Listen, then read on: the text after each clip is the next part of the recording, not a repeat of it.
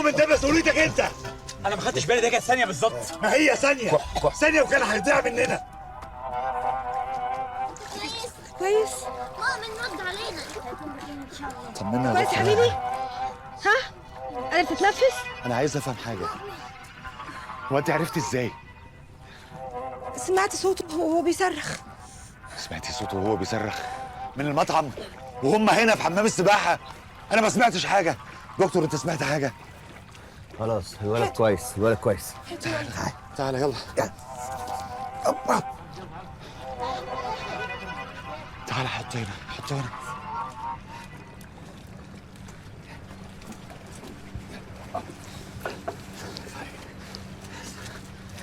انت كويس يا مؤمن؟ كويس. هو كويس هو كويس هو كويس، خلاص ما تقلقوش. ما ينفعش تسيبهم لوحدهم ابدا في الميه، دول صغيرين. والله انا ما كملتش ثانيه بالظبط. الولد كويس. ما ينفعش الكلام ده.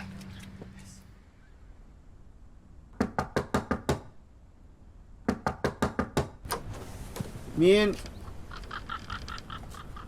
مين؟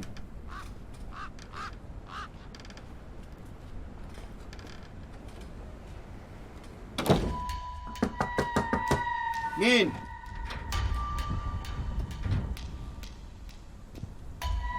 انت؟ انت يا ابني استنى استنى استنى، مش هعمل لك حاجه يا ابني. افهم يا ابني.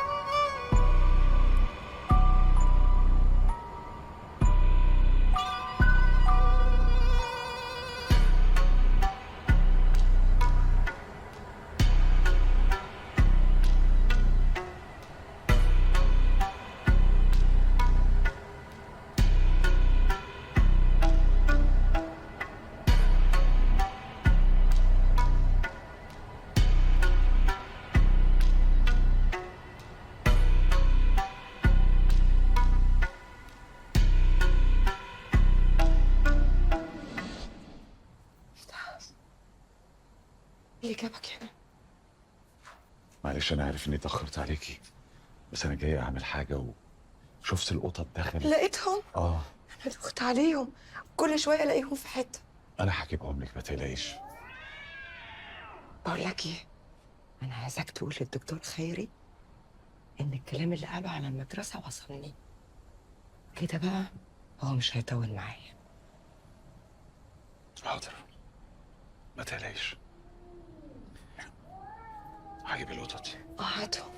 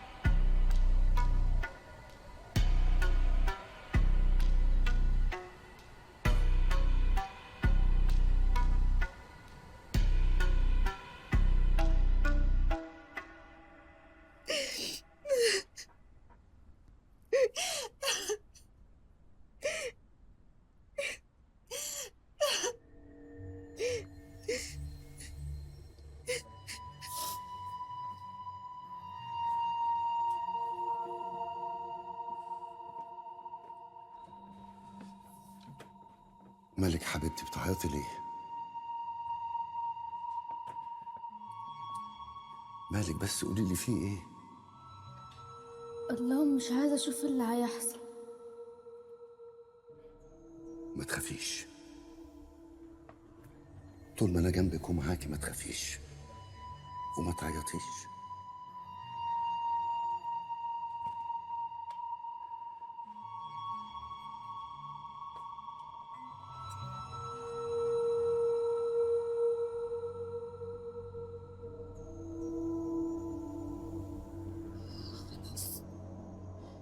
خلاص بقى، خلاص، ما بقتش قادرة.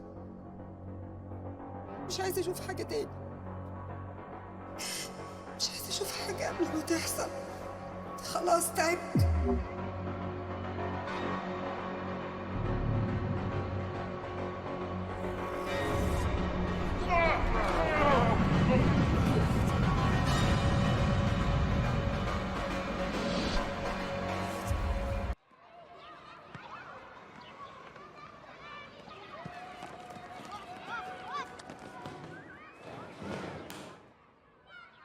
انت لسه بتشوفيها؟ ايوه. وهي نفسها؟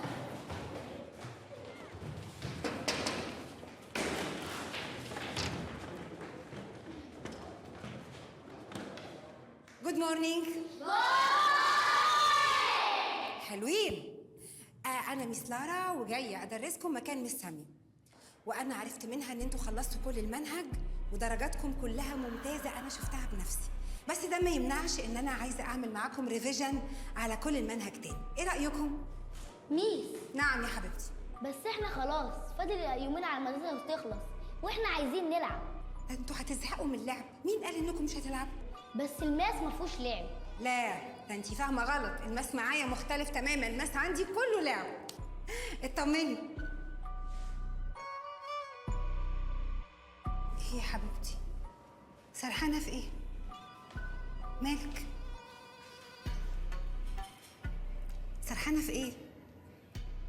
طب إيه اللي شغلك؟ إيه اللي شغلك؟ ميس، انا عارف هي سرحانة في ايه. إيه يا حبيبي؟ هي سرحانة في الرسمة اللي هي رسمتها. الرسمة بتاعتها؟ مس لارا، في إيه يا حبيبتي؟ وريني كده الرسمة اللي أنتِ رسمها.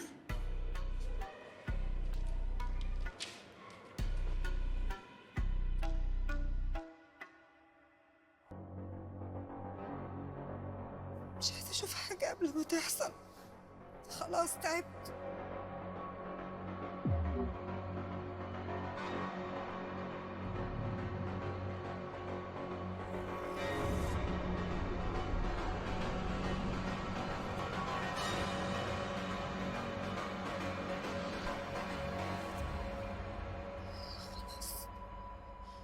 خلاص بقى، خلاص، ما بقتش قادرة. مش عايزة أشوف حاجة تاني. مش عايزة أشوف حاجة قبل ما تحصل. خلاص تعبت. كفاية بقى، كفاية بقى، كفاية.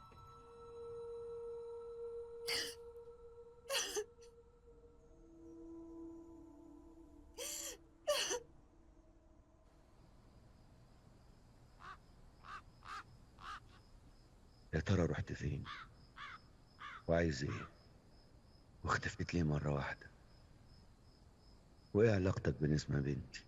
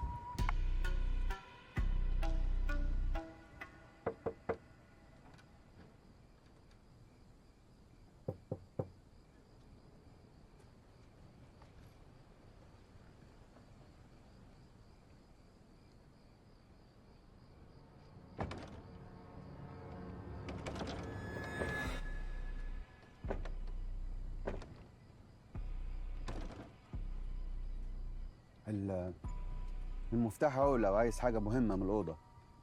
انا عندي ينسون وعندي قهوه وكراويه ومغات.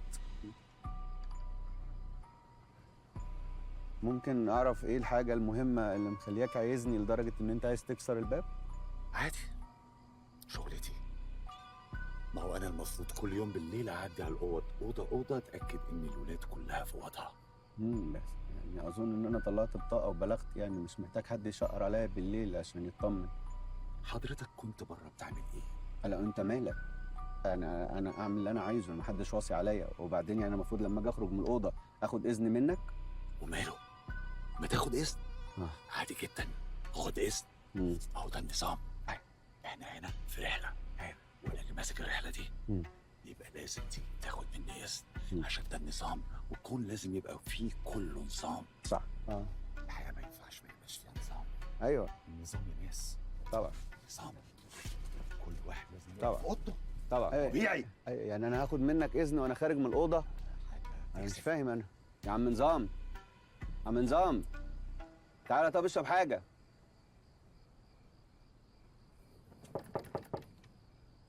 مفيش حد جوه. مش فاهم خبط على ايه؟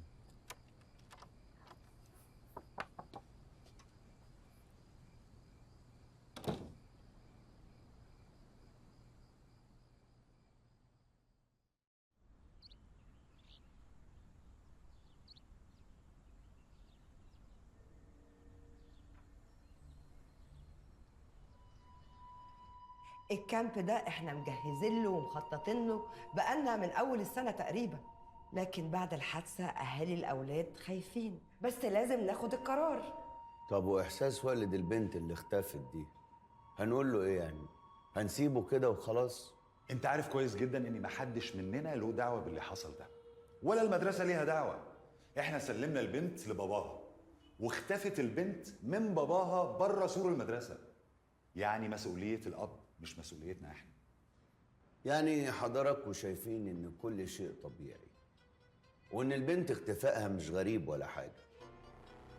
البنت راحت ركبت العربيه وما نزلتش منها، ولا الكاميرات سجلت ان حاجه قربت من العربيه او البنت خرجت من العربيه، ولا اي حاجه من الحاجات دي. واحنا سايبين كل الكلام ده ورايحين نسافر.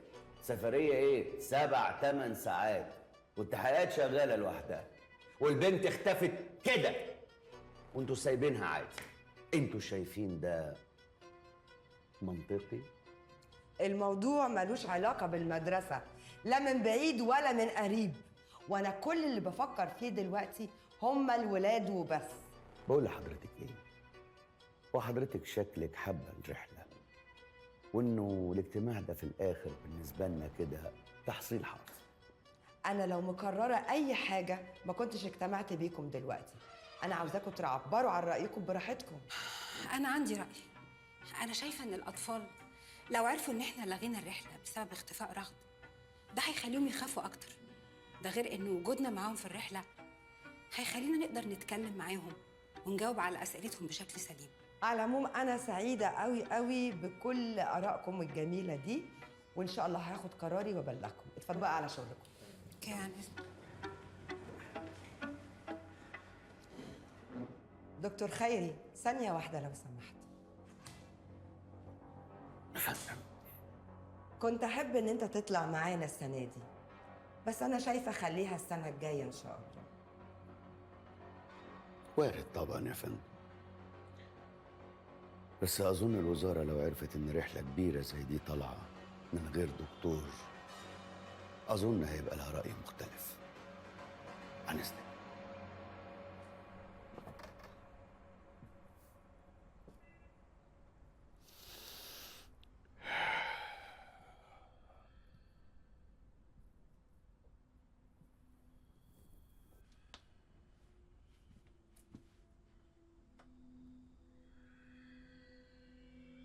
يا ترى ما كنتش عايزاني اطلع الرحله ليه يا رحاب؟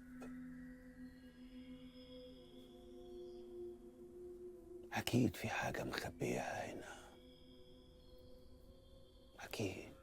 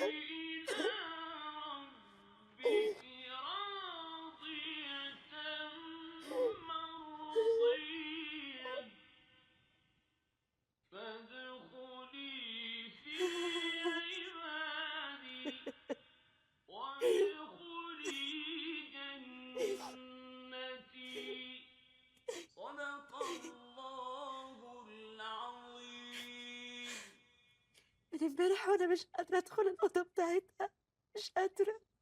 مش لازم تدخليها دلوقتي لحد ما تهدي. انا مش عارفه اصدق انها مشيت وسابتني خلاص. كانت لسه قاعده معايا. تقوليش كده، هي عند ربنا احسن من اي حد. انا ما بقاش ليا حد غيرها، كانت كل حياتي، ما بقاش ليا حد خالص. يا ريته كان خدني وسابعني، والله كان هيبقى احسن. بعد الشر بقى. والله كان هيبقى احسن. ما تعمليش في نفسك كده بس.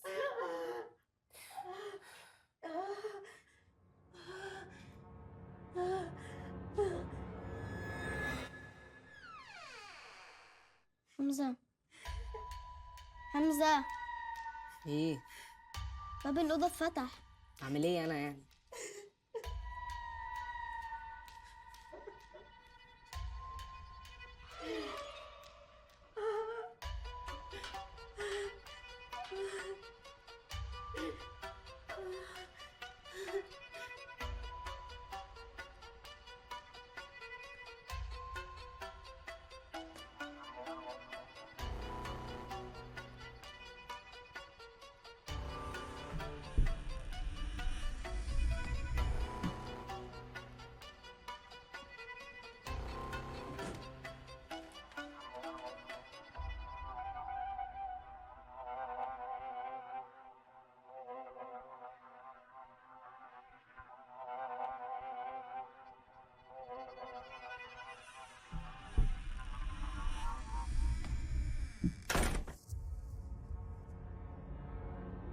ليان، بتعملي ايه هنا يا حبيبتي؟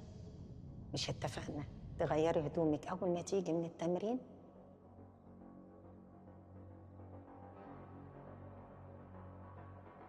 السندوتش اللي بتحبيه بره على الترابيزه، كلي ونامي على طول علشان المدرسه. انت رجعتي ازاي؟ يعني ايه رجعت ازاي؟ انا ما خرجتش اصلا.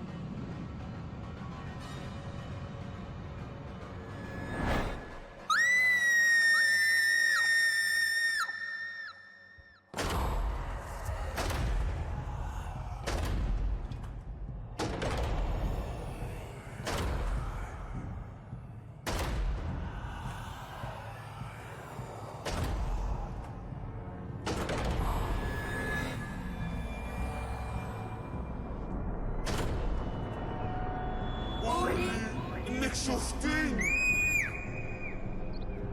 تعالى حلو. مش لارا، مش لارا.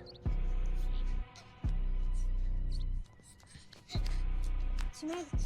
في ايه؟ مالك مفزوعه كده ليه؟ اقعدي اقعدي. اهدي، مالك؟ مش لارا، هو انت بتخافي؟ خاف؟ اكيد كل الناس بتخاف يعني، بس انا هخاف من ايه؟ ازيك يا استاذه ليان؟ عامله ايه؟ طمنيني عليكي. اخبار الصداع ايه؟ هي ليان كمان بيجي لها صداع؟ اه، من قله النوم. بتناميش ليه؟ دكتور خيري، انا عندي سؤال ومحدش هيجاوبني عليه غيرك. هي الاشباح كلها بتخوف؟ ايه اللي انت بتقوليه ده؟ وايه السؤال الغريب ده؟ بتساليه ليه؟ حد منكم عنده اجابه ولا امشي؟ طب اقعدي بس، اقعدي. تمشي تروحي فين؟ اقعدي، هدي اعصابك علينا كده شويه. السؤال صعب ومحتاج تركيز. شوفي يا ستي، هو اساسا ما فيش حاجه اسمها اشباح يعني، بس ما اظنش ان كل الاشباح يعني بتخوف. اكيد في اشباح بتبقى الناس طيبين، فدي بالتاكيد مش بتخوف. وانت جبتي كلمه اشباح دي منين؟ مش لارا، هو حضرتك ما بتتفرجيش على افلام ولا ايه؟ لا بتفرج، ما هي الافلام دي اللي موديانا في داهيه يا حبيبتي. انا مش بخاف على فكره، انا جريئه، بس ساعات زي ما تقولوا كده ساعات بخاف. كويس كويس يعني الخوف احيانا بيبقى شيء صحي، لانه الخوف ده ممكن يمنعك ان انت تخشي اماكن خطيره مثلا. صحيح. او انك تعملي حاجات وحشه. الخوف ممكن يمنعك ان انت تفكري في حاجات مش كويسه زي اللي انت بتفكري فيها دلوقتي. دكتور خيري، نعم، انا اقتنعت بكلامك. انا مش عارف ارد جمالك ازاي. شكرا ليك، شكرا. باي. باي باي. باي باي يا حبيبتي، ربنا معاكي. ايه بس؟ شفتي بدايتك ولا اقوم امشي؟ لا بتهددنا البنت. دكتور، هي ليان دايما بتتكلم وبتسأل في موضوع الأشباح ده. لا خالص، اول مره تسال في حاجه زي كده. بس انت عارفه الاطفال خيالهم واسع. مش كلهم بيقولوا كده عشان خيالهم واسع. تقصدي ايه؟ انها شافت حاجه مثلا؟ لا طبعا، شافت ايه؟ مفيش الكلام ده أصلا. ها؟ انا بقول كده يعني، مش معقوله تصدقي في حاجه زي كده يعني. انت بتصدق في موضوع الأشباح ده؟ بصي، من شغلي في المستشفيات خلاني سمعت حاجات ما يصدقهاش العقل. يعني مصدق؟ انا ما قلتش مصدق، قلت سمعت حاجات ما يصدقهاش العقل. بقول لك ايه، نعم. من غير ما بصدق وسمعت والكلام ده، ما تقومي نتغدى، انت ما جوعتيش؟ جعت. يلا بينا. يلا. قالت لك بقول لك ايه، محدش هيرد عليا. مجرمة. لا بالعكس، انا مش هفهم في الشغلانه دي اصلا. انا نفسي افهم حاجه. هو بيتر ده كل سنه مطلع عين ابونا، ما بيجيبش حاجه بزياده ليه؟ والحاجه بتخلص والعيال بتفضل جعانه. كان في موقف ضايقني قوي. المهم هو حاجه جديده عليه، وهو كل سنه نفس الموال الازرق، افضل نايم واقف نفس الوقفه وبقطع نفس القطعيه. مش عارف، دماغه متخلفه، مش عارف اقول له ايه. طب وبعدين هنعمل ايه؟ نعمل ما ايه؟ الحاجه ما بتكفيش. نعمل اللي موجود. حمزة، البنت اللي بتخوف جت النهارده. انا قلت لك انها هتيجي معايا. معقوله؟ انت متاكد؟ طيب ايوه. لو جت تاني اعمل ايه؟ قولي لها تجيلي، وانا عارف انا هعمل معاها ايه. هخوفها ومش هخليها تيجي تاني ابدا. حمزة، انا قلت لها قبل كده تجيلك وجات لي انا برضه. اهو ده يبين لك ان هي خوافه وخايفه تجيلي، وبتجيلك انت عشان انت بتخافي. انا مش خوافه، هي اللي شكلها يخوف. لما بيجوا بغمض عيني وبيمشوا، لكن هي ما بتمشيش. حمزة، لو جت تاني اعمل ايه؟ اعملي زي ما بتعملي، طنشيها خالص، وهي كده كده هتزهق وهتمشي. ما بتمشيش.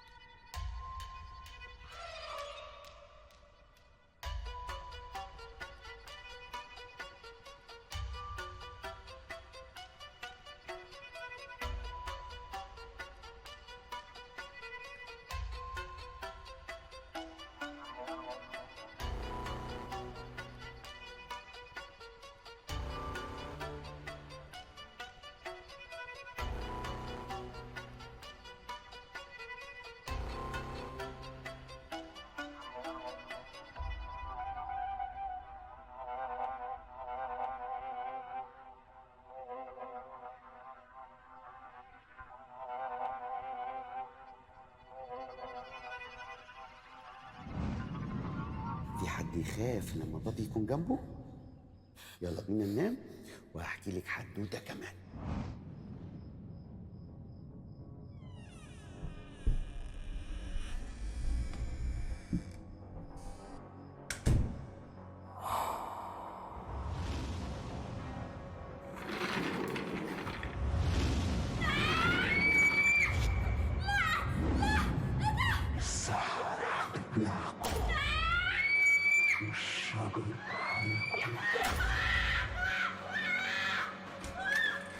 نسمة، في ايه؟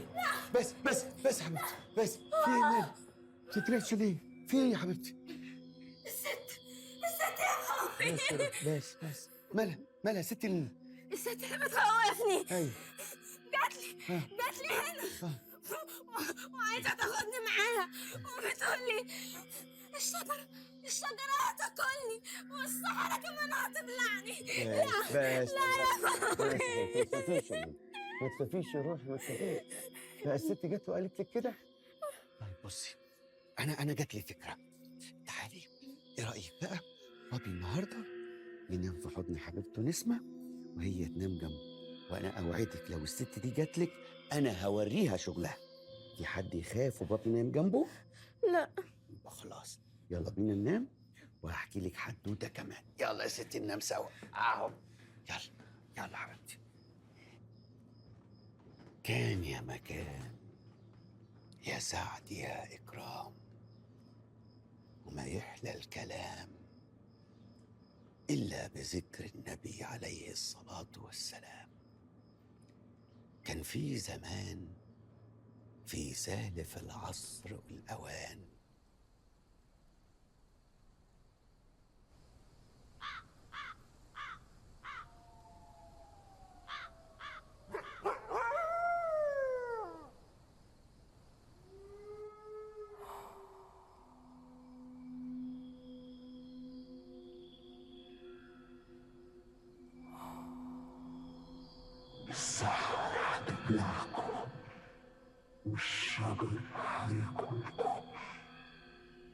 قولي انك شفتيني.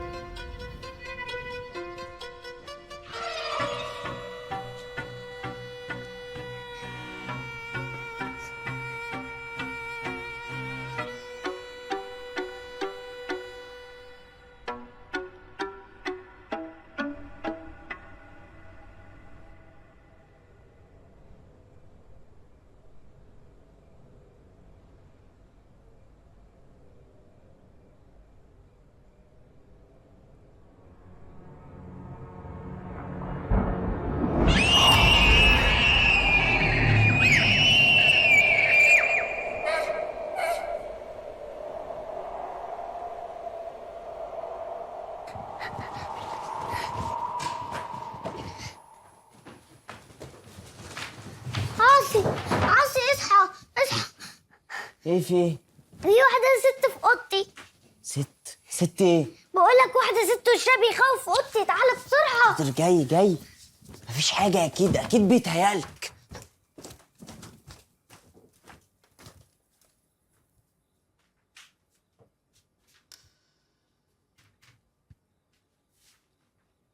ما الأوضة فاضية اهو، مفيش حد زي ما قلتلك. والله كانت هنا. ما تخافيش يا رغد، ما الأوضة فاضية اهو زي الفل. بصي، أنا هسيب لك نور الأوضة مفتوح وهروح أنام، وأنت نامي وما تخافيش. يلا نامي، ما تخافيش. هسيب لك نور الأوضة شغال، ها؟ سيب الباب مفتوح. حاضر.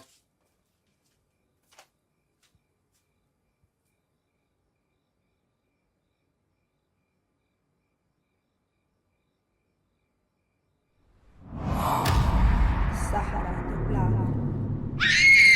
والشجرة هتاكلها.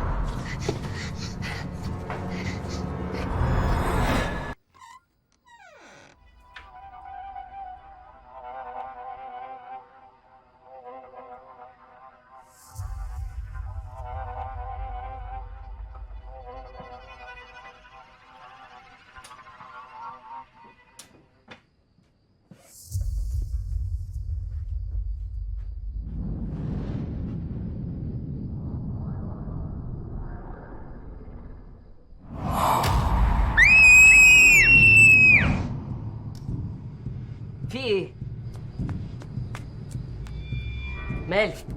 البنت اللي بتخوف كانت هنا. في ايه؟ في ايه يا ليان بتصرخي ليه؟ مالك يا حبيبتي في ايه؟ وايه اللي جابك هنا؟ مفيش حاجه. مفيش ايه؟ تقول لك البنت اللي بتخوف معانا هنا في الاوضه. البنت اللي بتخوف كانت هنا، وهو اللي قال لي اقول لها تجيله. ايوه انت قلت لي اقول لها تجيله. اسكتي.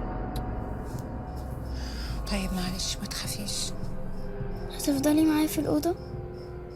ايوه تعالي انتي نامي معايا، ما تخافيش. هتنامي كمان في حضني، ايه رايك؟ موافقه؟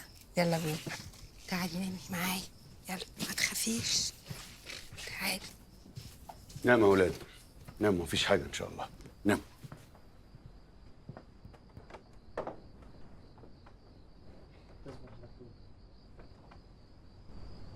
ولما بدأ التحدي كل الطيور طارت فوق في السماء عشان يشوفوا مين أكتر حد فيهم هيوصل لأعلى حتة في السماء.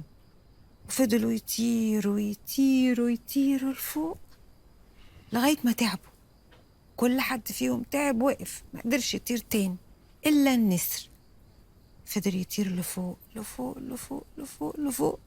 وبعدين بقى لما النسر وصل لفوق لفوق لفوق فكر نفسه بقى هو اللي فاز، قال أنا فزت. في اللحظة دي طلع العصفور من بين ريشه وطار فوق 4 متر. النسر اتغاظ جدا وقال له تعالى هنا يا عصفور، أنا ازاي ما شفتكش؟ أنت كنت فين؟ قال له أنا كنت قريب جدا منك بس كنت مخفي عنك وما كنتش شايفني. نمت حبيبي.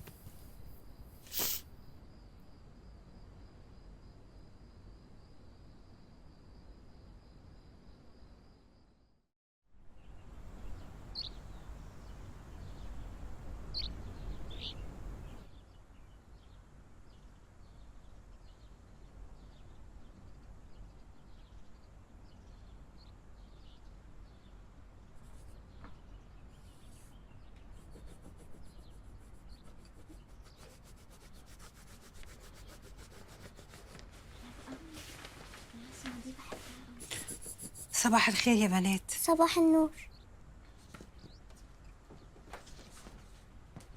مس لارا. نعم يا حبيبتي. تفتكري هيلاقوا رغد؟ أكيد إن شاء الله هيلاقوها، ما تقلقيش. بس البنت اللي بتخوف بتقول ان باباها مش هيلاقيها. بنت مين؟ معانا هنا؟ جاية من المدرسة. مش فاهمة، يعني هي معانا في الرحلة ولا مش معانا؟ بقولك جاية معانا من المدرسة، وآخر مرة شفتها كانت مع رغد ودخلت من الشباك.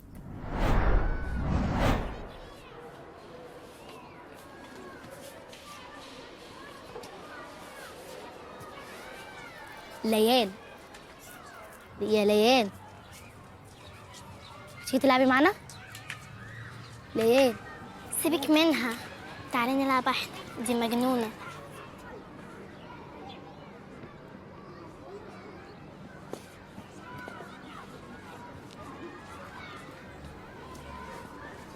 تيجي تاكلي معاه؟ مالك سرحانة في ايه؟ البنت اللي بتخوف جوه العيادة.